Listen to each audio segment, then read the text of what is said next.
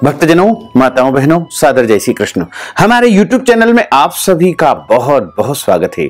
मैं हूं आपके साथ आचार्य धर्मेंद्र शास्त्री। सबसे पहले आपको और आपके पूरे परिवार को अमल की एकादशी की बहुत बहुत शुभकामनाएं और बधाइयां। भगवान श्री लक्ष्मी नारायण का भरपूर आशीर्वाद आपके जीवन पर सदैव बना रहे। आप सभी सुखी रहें, स्वस्थ रहें, व्यस्त रहें और मस्त रहें। निरंतर उन्नति तथा प्रगति को प्राप्त करते रहे। प्रभु कृपा से आपके जीवन की समस्त मनोकामनाएं पूर्ण हो सके। आज हम आपको अमल की एकादशी की दिव्य और ज्ञानमयी कथा सुनाने जा रहे हैं। फाल्गुन माह के शुक्ल पक्ष की एकादशी को अमल की एकादशी, कुंज एकादशी और रंग भरी एकादशी के नाम से जाना जाता है। यह एकादशी होली के पहले आती है। उस एकादशी को अमल की एकादशी के नाम से जाना जाता है। तो आज हम आपको अमल की एकादशी की दिव्य और ज्ञानवर्धक कथा सुनाने जा रहे हैं। इस कथा को आप अंत तक जरूर सुनिएगा और अधिक से अधिक लोगों को शेयर करके पुण्य लाभ भी प्राप्त करिएगा। एकादशी की कथा आरंभ करने के पूर्व हम आपको एकादशी का व्रत किस प्रकार किया जाता है और किस विधि से एकादशी के व्रत के नियमों का पालन करना चाहिए और किस प्रकार पूजा करना चाहिए, यह संपूर्ण जानकारी हम आपको प्रदान करेंगे। उसके पश्चात हम आपको एकादशी की दिव्य और ज्ञानमयी कथा सुनाएंगे। तो पूरे वर्ष में 24 एकादशी आती है, लेकिन जिस साल अधिक मास आता है, पुरुषोत्तम मास आता है, उस वर्ष 26 एकादशी हो जाती है। प्रत्येक एकादशी का अपना अपना महत्व धर्म ग्रंथों और पुराणों में बताया हुआ है। प्रत्येक माह में 2 बार एकादशी आती है, कृष्ण पक्ष में तथा शुक्ल पक्ष में। दोनों ही एकादशियों का भिन्न भिन्न महत्व हमारे शास्त्रों में बताया गया है। एकादशी का जो व्रत होता है सबसे बड़ा व्रत माना जाता है और जो मनुष्य भक्तजन, माताएं, बहनें एकादशी का व्रत करते हैं उनके अनंत जन्मों के पाप नष्ट हो जाते हैं और जब उनके पाप नष्ट हो जाते हैं तब उनके पुण्यों का उदय होता है। तो एकादशी का व्रत सभी को करना चाहिए। भगवान श्री नारायण का सबसे परम प्रिय व्रत यदि कोई है तो वो एकादशी का व्रत है। इस बार फाल्गुन माह के शुक्ल पक्ष की जो एकादशी है, जिसे अमल की एकादशी या कुंज एकादशी के नाम से जाना जाएगा। तो अमल की एकादशी 14 मार्च 2022 सोमवार के दिन है। एकादशी तिथि का आरंभ 13 मार्च को सुबह 10:21 से हो रहा है, जो कि 14 मार्च को दोपहर 12:05 तक एकादशी तिथि रहेगी। सूर्योदय व्यापिनी तथा द्वादशी युक्त जो एकादशी है, जिसे हरिवासर भी कहा जाता है, जो कि 14 मार्च 2022 सोमवार के दिन ही एकादशी है। और इस एकादशी के साथ सबसे बड़ा संयोग यह है कि पुष्य नक्षत्र युक्त अमल की एकादशी है, जिसे आमली 11 भी कहा जाता है या आंवला एकादशी के नाम से भी इसे जाना जाता है। इस दिन आंवले वृक्ष की विशेष पूजा अर्चना की जाती है। आंवले के पेड़ में भगवान श्री नारायण का वास होता है, इसलिए अमल की एकादशी के दिन आंवले की पूजा अवश्य करना चाहिए। और जो मनुष्य अमल की एकादशी का व्रत करता है और आंवले के वृक्ष का पूजन अर्चन करता है, उसको इस लोक में, इस संसार में धर्म, अर्थ, काम और अंत समय में मोक्ष पद की प्राप्ति होती है। और जो भक्तजन, माताएं, बहनें 14 मार्च 2022 सोमवार के दिन अमल की एकादशी का व्रत करेंगे, वो अगले दिन यानी 15 मार्च 2022 मंगलवार को सुबह व्रत खोलेंगे। व्रत खोलने या पारणा करने का जो समय रहेगा वो 15 मार्च 2022 मंगलवार को सुबह 6:31 से लेकर के सुबह 8:55 के बीच में व्रत का पारणा कर लेना चाहिए। और जो भक्तजन, माताएं, बहनें एकादशी का व्रत करते हैं उनको दशमी से लेकर के द्वादशी तक यानी 3 दिनों तक निरंतर कुछ नियमों का पालन करना चाहिए। जैसे दशमी के नियम 13 मार्च 2022 रविवार के दिन पालन करना होंगे। दशमी के दिन पराये अन्न का सेवन नहीं करना चाहिए। दशमी के दिन लहसुन, प्याज, मांस, मदिरा या चावल का उपयोग भी बिल्कुल नहीं करना चाहिए तथा दशमी के दिन शहद नहीं खाना चाहिए। दशमी के दिन पति पत्नी को ब्रह्मचर्य व्रत का पालन करना चाहिए। इसी प्रकार दशमी के दिन आपको शुद्ध और सात्विकता से पूरा दिन व्यतीत करना चाहिए तथा एकादशी यानी अगले दिन आपको सुबह जल्दी उठना है। एकादशी जो कि 14 मार्च 2022 सोमवार को है। इस दिन आप सुबह ब्रह्म मुहूर्त में 4:30 से लेकर 5:30 के बीच में उठ जाइएगा, स्नान करिएगा। स्नान करने के बाद में पवित्र वस्त्र धारण करें। यदि संभव हो तो कोई भी पीला वस्त्र इस दिन अवश्य पहने, क्योंकि पीतांबर यानी पीला वस्त्र भगवान नारायण को अत्यधिक प्रिय होता है। तथा अपने मस्तक पर तिलक अवश्य धारण करें। तिलक धारण करने से हमारे अंदर देवत्व सिद्ध होता है। देवो भूत्वा देवम यजेत। जब भगवान की पूजा अर्चना करते हैं, व्रत करते हैं, साधना करते हैं, आराधना करते हैं, तो मस्तक पर तिलक अवश्य धारण करना चाहिए। और उसके बाद आप अपने नित्य का पूजन अर्चन करें, सूर्य भगवान को जल अर्पित करें तथा एकादशी व्रत का संकल्प धारण करें। एकादशी व्रत का संकल्प धारण करने के लिए हाथ की मुद्रा को इस प्रकार किया जाता है और हाथ के मध्य भाग में जल रखा जाता है, तुलसी जी का पत्ता रखा जाता है तथा सुपारी और कुछ दक्षिणा भी इसमें रखना चाहिए। तथा यदि संभव हो तो पीले पुष्प रख लीजिए और अक्षत के स्थान पर जव अथवा तिल रख सकते हैं। काले तिल, सफेद तिल, कोई भी तिल आप इसमें रख सकते हैं। और संकल्प आरंभ करने के लिए सबसे पहले 3 बार विष्णु विष्णु विष्णु का उच्चारण किया जाता है। ओम विष्णवे नमः, ओम विष्णवे नमः, ओम विष्णवे नमः।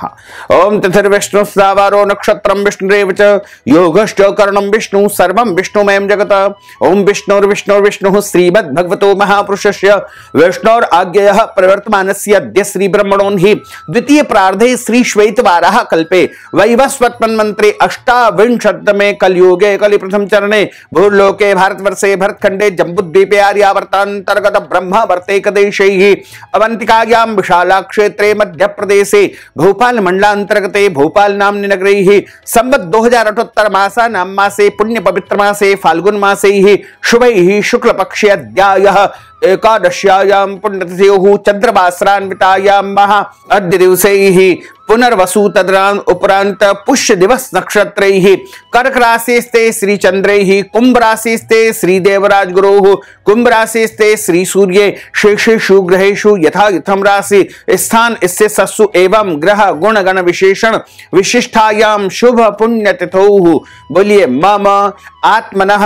अपने नाम और गोत्र का उच्चारण करिएगा और उसके बाद बोलिएगा श्रुति स्मृति पुराणोक्त वैदोक्त फल प्राप्त्यर्थम समस्त परिवारस्य निज परिवारस्य सकुटुंबस्य जनानाम आयुः आरोग्य ऐश्वर्य अभिवृद्ध्यर्थम अप्राप्त लक्ष्मी प्राप्त्यर्थम प्राप्त लक्ष्मौश्चिरकाल संरक्षणार्थम सकल मनच्चित कामनाओं संसिद्ध्यर्थम लोके सभायाम राजद्वारे व्यापारे कृषि कार्ये सेवा कार्ये यश विजय लाभादि प्राप्त्यर्थम यह जन्मनि जन्मांतरे वा सकल दुरितोपशमनार्थम 10 विधि लक्ष्मी प्राप्त्यर्थम बहुविध लक्ष्मी प्राप्त्यर्थम सर्वविध लक्ष्मी प्राप्त्यर्थम आदि देविक आदि भौतिक आध्यात्मिक त्रिवत्तापोपशमनार्थम वात पित्त कफ जन दोष परिहारार्थम आदित्याद्यावाहित नवग्रह देवताः प्रसन्नार्थम सर्व देवताः प्रसन्नार्थम अद्य दिवसैः फाल्गुन मासे शुक्ल पक्षे एकादश्यायाम व्रत कर्माहम करिष्ये।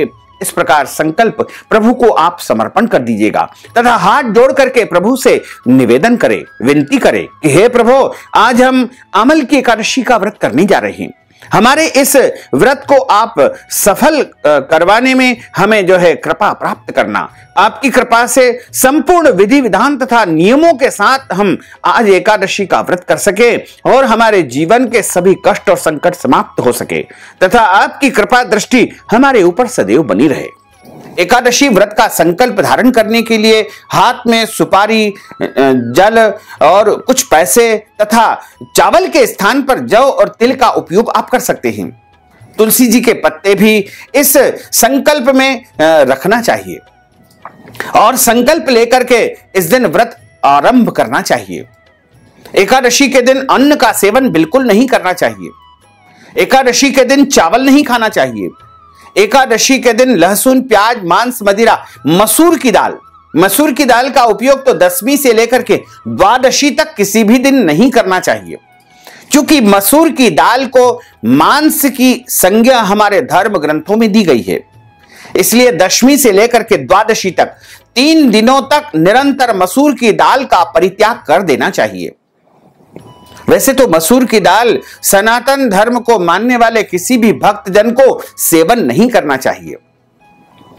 इसी तरह एकादशी के दिन दाढ़ी कटिंग, शेविंग या शरीर के अंग के कोई भी बाल काटना या कटवाना बिल्कुल नहीं करना चाहिए। एकादशी के दिन नाखून नहीं काटना चाहिए। एकादशी के दिन पेड़ पौधों को काटना अथवा चाटना भी नहीं चाहिए।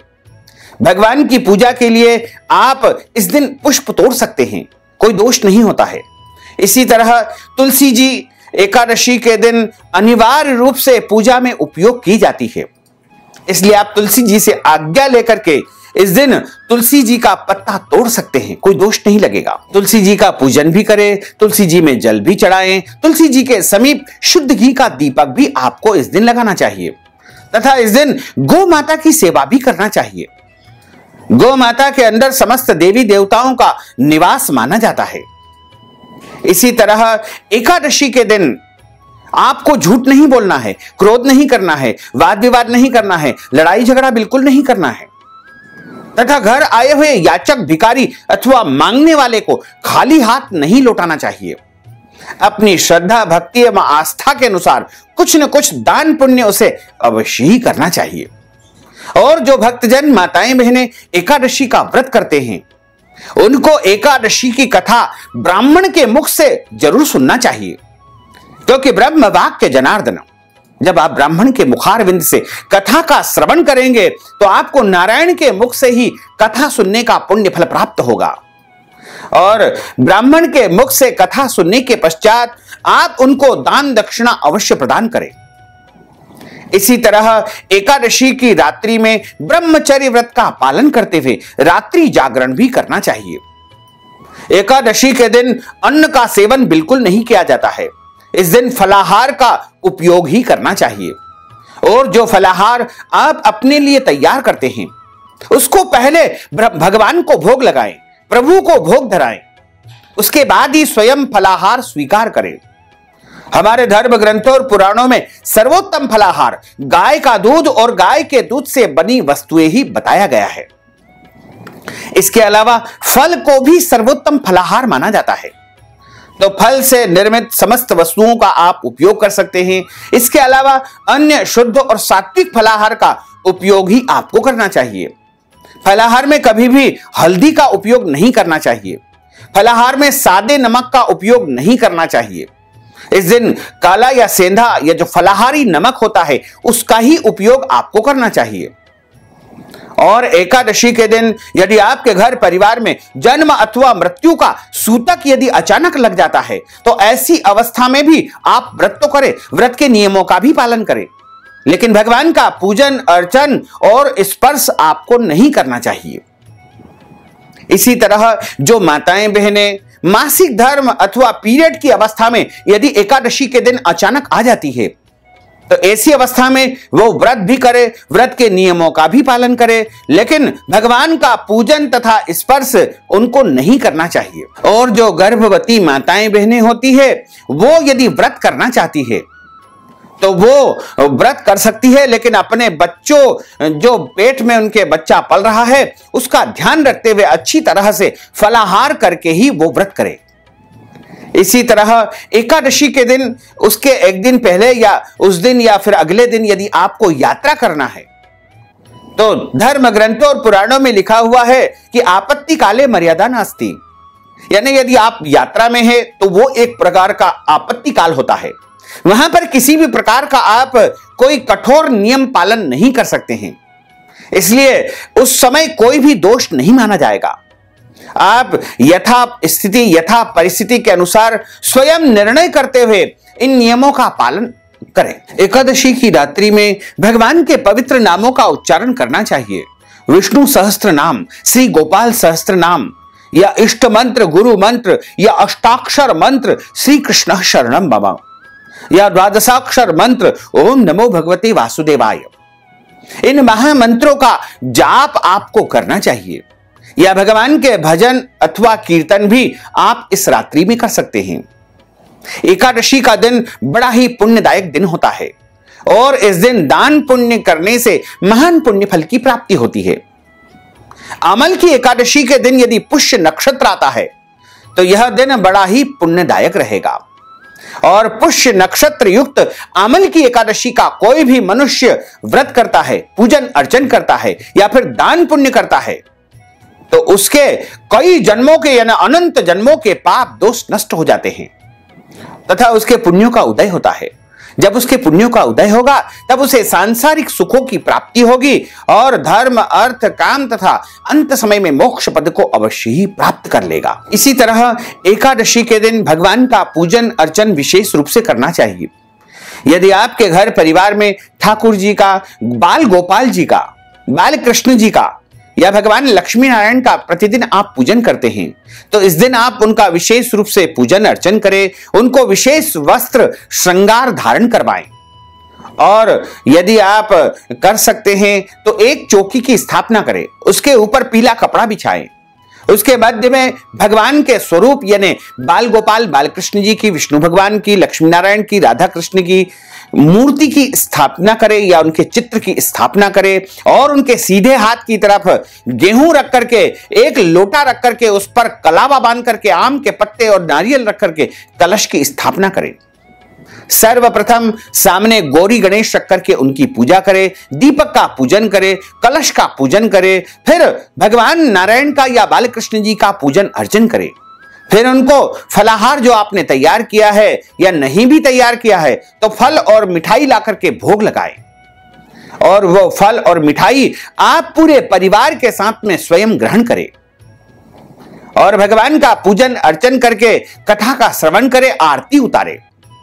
इस प्रकार पूरा दिन आपको भक्तिमय माहौल बना करके घर में रखना चाहिए। तो इस विधि से यदि आप एकादशी का व्रत करेंगे तो आपको महान पुण्य फल की प्राप्ति होगी और आपके जन्म जन्मांतर के पाप दोष नष्ट हो जाएंगे तथा आपके घर परिवार में सुख शांति समृद्धि का आगमन हो सकेगा। गुरुर्ब्रह्मा गुरुर्विष्णु गुरुर्देवो महेश्वरा गुरुः साक्षात् परब्रह्म तस्मै श्री गुरुवे नमः।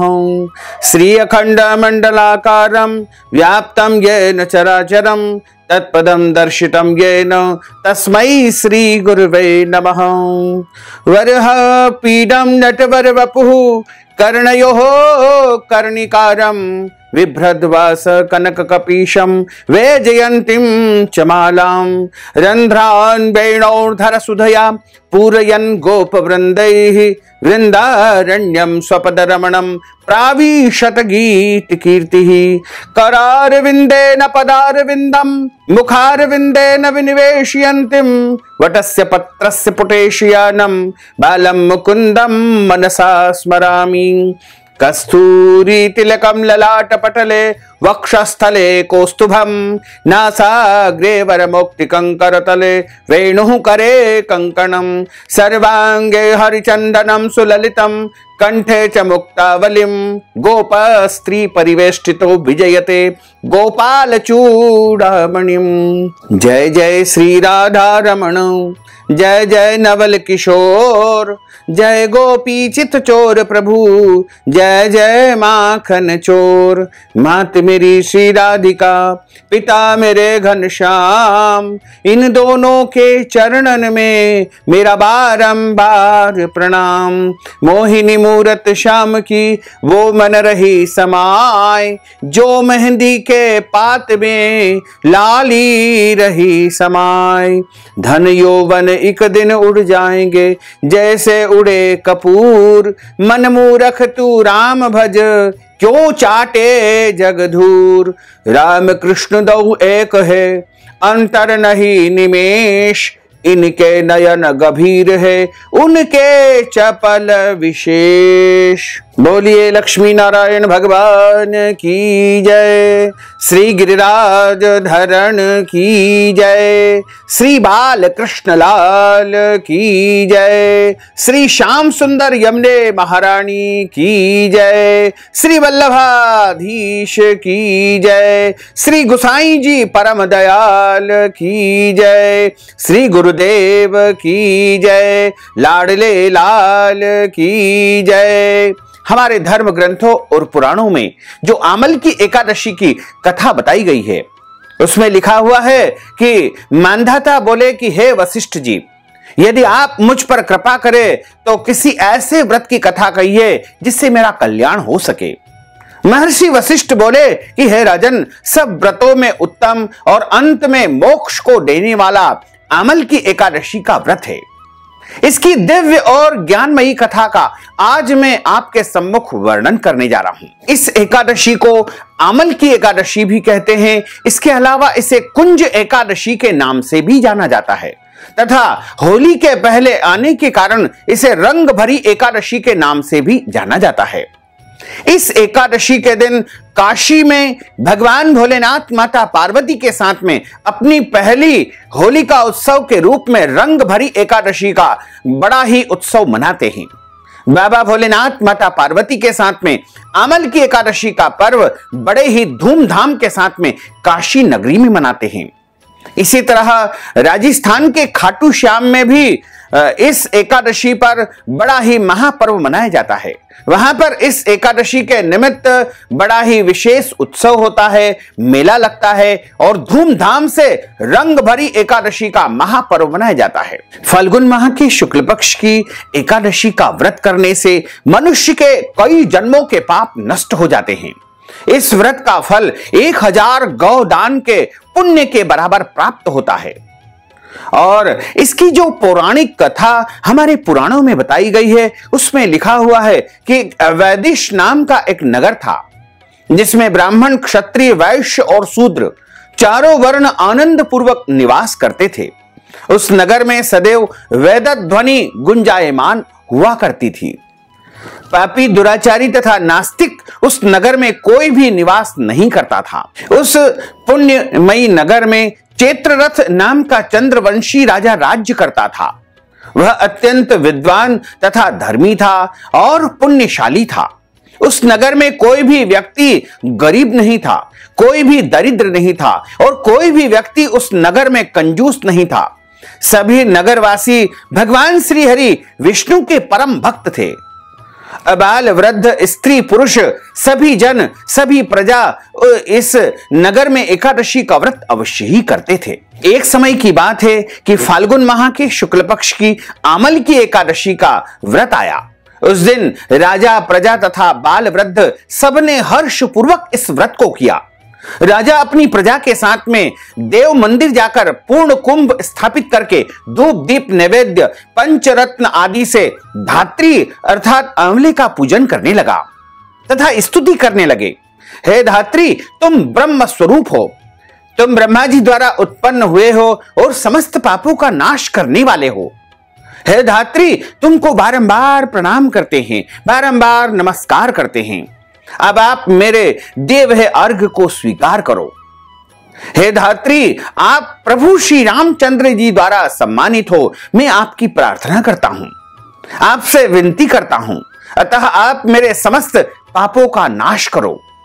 उस मंदिर में सबने रात्रि जागरण किया, यानी समस्त प्रजाजनों के साथ में राजा ने भी उसी मंदिर में रात्रि में जागरण किया। रात्रि के समय वहां पर एक बहेलिया आया जो अत्यंत पापी और दुराचारी था। वह शिकार खेल के अपनी आजीविका का पालन किया करता था और शिकार के माध्यम से उसने अपने जीवन में कई प्रकार के बड़े बड़े पाप किए हुए थे, क्योंकि वह अपने कुटुंब का पालन जीव हत्या करके किया करता था। भूख और प्यास से अत्यंत व्याकुल वह बहेलिया इस जागरण को देखने के लिए मंदिर के कोने में बैठ गया और भगवान श्री हरि विष्णु तथा एकादशी महात्म्य की कथा सुनने लगा। इस प्रकार अन्य मनुष्यों की भांति उसने सारी रात वहीं मंदिर में जागरण करके व्यतीत कर दी। प्रातः काल होते ही सब लोग अपने अपने घर को चले गए तो बहेलिया भी अपने घर को चला गया। घर जाकर उसने भोजन किया। कुछ समय व्यतीत होने के बाद उस बहेलिये की यानी शिकारी की मृत्यु हो गई।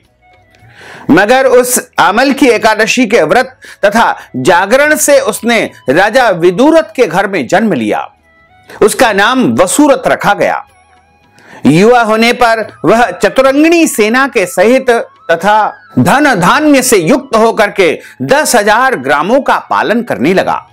वह तेज में सूर्य के समान, कांति में चंद्रमा के समान तथा वीरता में भगवान श्री हरि विष्णु के समान और क्षमा में पृथ्वी के समान अत्यंत धार्मिक, सत्यवादी और भगवान विष्णु का परम भक्त था।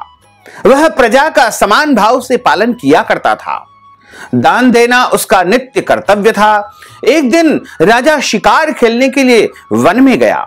देवयोग से वह मार्ग भटक गया, यानी रास्ता भूल गया और दिशा ज्ञान न रहने के कारण उसी वन में एक वृक्ष के नीचे वह सो गया, विश्राम करने लगा। थोड़ी देर बाद पहाड़ी म्लेच्छ वहां पर आ गए और राजा को अकेला देख करके मारो मारो शब्द करते हुए राजा की ओर दौड़ पड़े। म्लेच्छ कहने लगे कि इसी दुष्ट राजा ने हमारे माता पिता, पुत्र पौत्र आदि अनेक संबंधियों को मारा है तथा देश से निकाल दिया है, अतः इस राजा को अवश्य ही हमें मार देना चाहिए। ऐसा जोर जोर से कहते हुए वे म्लेच्छ उस राजा को मारने दौड़े और अनेक प्रकार के अस्त्र शस्त्र उसके ऊपर फेंकने लगे। वे सब अस्त्र शस्त्र राजा के शरीर पर गिरते ही नष्ट हो जाते और उनका वार पुष्प के समान प्रतीत होता। अब उन म्लेच्छों के अस्त्र शस्त्र उल्टा उन्हीं पर प्रहार करने लगे, जिससे वे मूर्छित होकर के गिरने लगे। उसी समय राजा के शरीर से एक दिव्य स्त्री उत्पन्न हुई। वह स्त्री अत्यंत सुंदर होते हुए भी उसकी भ्रुकुटी टेढ़ी थी। उसकी आंखों से लाल लाल अग्नि प्रकट हो रही थी, जिससे वह दूसरे काल के समान भयंकर डरावनी प्रतीत हो रही थी। वह स्त्री म्लेच्छों को मारने दौड़ी और थोड़ी ही देर में उसने समस्त म्लेच्छों को काल के गाल में पहुंचा दिया। जब राजा सोकर उठा तो उसने म्लेच्छों को मरा हुआ देख करके कहा कि इन शत्रुओं को किसने मारा है? इस वन में मेरा कौन हितैषी है? वह ऐसा विचार कर ही रहा था कि उसी समय एक आकाशवाणी हुई। हे राजा, इस संसार में भगवान श्री हरि विष्णु के अतिरिक्त कौन तेरी सहायता कर सकता है? इस आकाशवाणी को सुनकर के राजा अपने राज्य में आ गया और सुखपूर्वक राज्य करने लगा। महर्षि वशिष्ठ बोले कि हे राजन, इस आमल की एकादशी के व्रत का ही वह पुण्य प्रताप था कि वह राजा इतने भयंकर शत्रुओं से भी बच गया और उसकी रक्षा हुई। जो मनुष्य यह आमल की एकादशी का व्रत करते हैं वह प्रत्येक कार्यों में सफलता को प्राप्त करते हैं और इस संसार में धर्म, अर्थ, काम और अंत समय में मोक्ष पद को प्राप्त करते हुए भगवान श्री हरि विष्णु के लोक को प्राप्त कर लेते हैं। इस रंग भरी एकादशी के विषय में कहा जाता है कि माता गौरी के विवाह के बाद भोलेनाथ जब पहली बार अपनी प्रिय नगरी काशी आए तो उसी दिन को मां पार्वती के आगमन के रूप में यहां पर रंग भरनी एकादशी के रूप में मनाया जाता है और इस दिन माता पार्वती के स्वागत में पूरी काशी नगरी को विविध रंगों से सजाया जाता है। तब से यह परंपरा आज भी चली आ रही है। यहां होली से पहले आने वाली रंग भरनी एकादशी के रूप में विशेष रूप से मनाया जाता है। पूरी काशी को रंग गुलाल से सजाया जाता है। बाबा विश्वनाथ का विशेष श्रृंगार होता है। मां गौरी और भगवान शिव के स्वागत की जोर शोर से तैयारियां की जाती है। रंग भरी एकादशी के विषय में बताया गया है कि राजस्थान की सीकर में खाटू श्याम के विशेष दर्शन होते हैं। इसी दिन पहली बार श्याम कुंड से बाबा श्याम का मस्तक प्रकट हुआ था।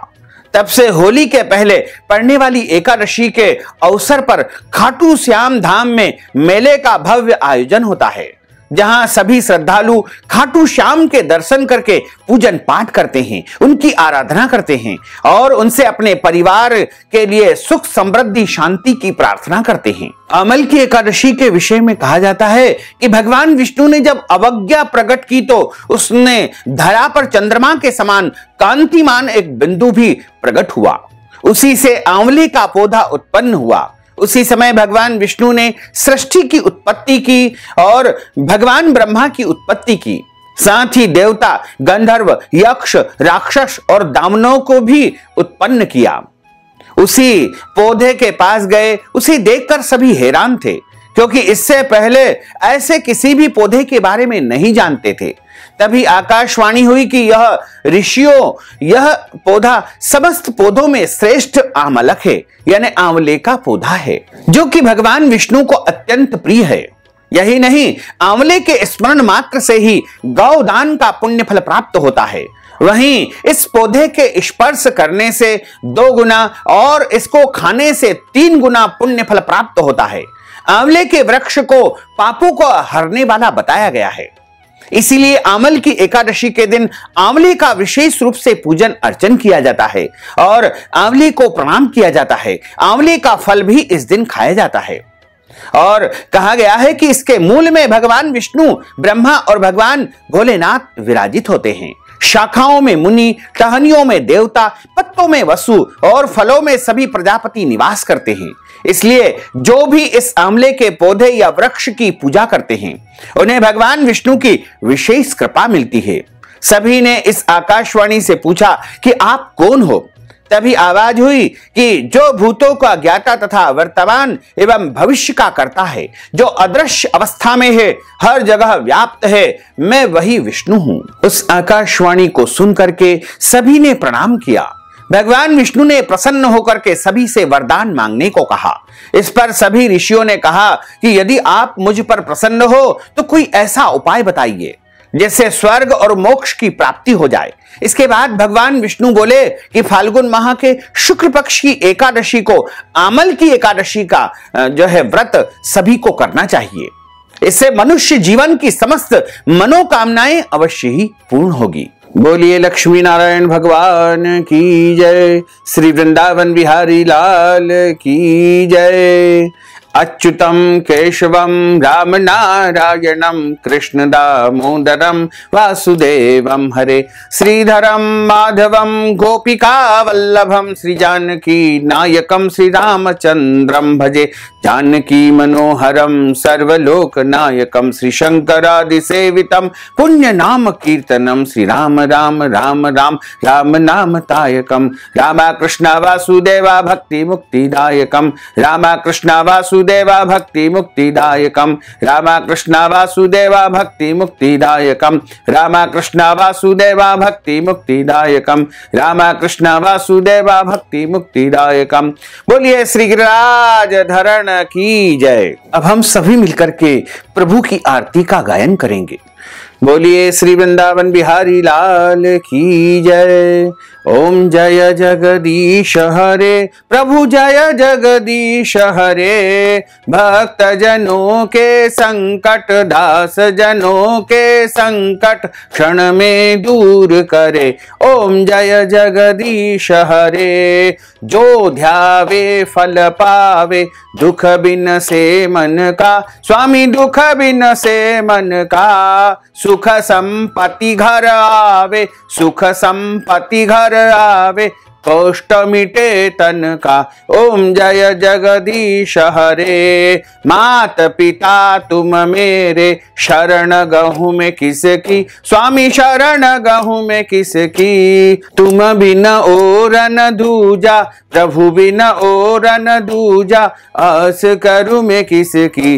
ओम जय जगदीश हरे, तुम पूर्ण परमात्मा, तुम अंतरयामी, स्वामी तुम अंतरयामी, पार ब्रह्म परमेश्वर, पार ब्रह्म परमेश्वर, तुम सबके स्वामी। ओम जय जगदीश हरे, तुम करुणा के सागर, तुम पालन करता, स्वामी तुम पालन करता, मैं सेवक तुम स्वामी, मैं सेवक तुम स्वामी, कृपा करो भरता।